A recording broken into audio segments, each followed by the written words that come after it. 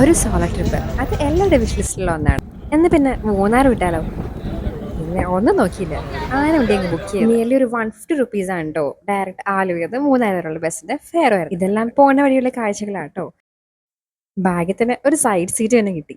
Window സീറ്റും ആന വണ്ടിയും അതൊരു സ്പെഷ്യൽ വികാരമാണ്.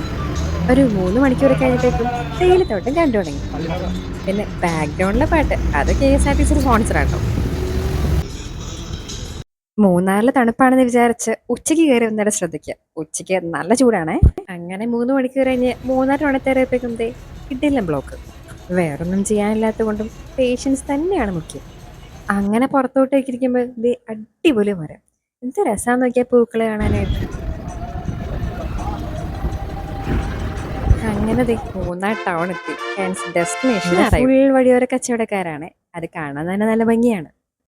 അങ്ങനെ 8 മണിക്ക് തുടങ്ങിയ യാത്ര 12 മണിയാവാറായപ്പോഴാണ് നമ്മൾ മൂന്നാർ ടൗണിലോട്ട് കയറിയത്. അടിമാലി ടൗണിലെത്തിയപ്പോഴേക്കും ബസ്സിലൊക്കെ ഒരുപാട് സീറ്റ് അവൈലബിൾ ആയിരുന്നു. റോഡ് പണിയൊക്കെ നടക്കുന്ന കാരണം മാസ്ക് വെച്ചിട്ട് പോകുന്ന കേട്ടോ നല്ലത്. നല്ല ഡസ്റ്റ് ഉണ്ടായിരുന്നു. അങ്ങനെ KSRTCനോടൊരു ബൈയും പറഞ്ഞ് ടൗണിലിറങ്ങി ഒരു ബിരിയാണിയും കഴിച്ച് ഇന്നത്തെ ഒരു ദിവസം കംപ്ലീറ്റ് ആയി. ബാക്കി നെക്സ്റ്റ് വീഡിയോ കാണാവേ. ബൈ.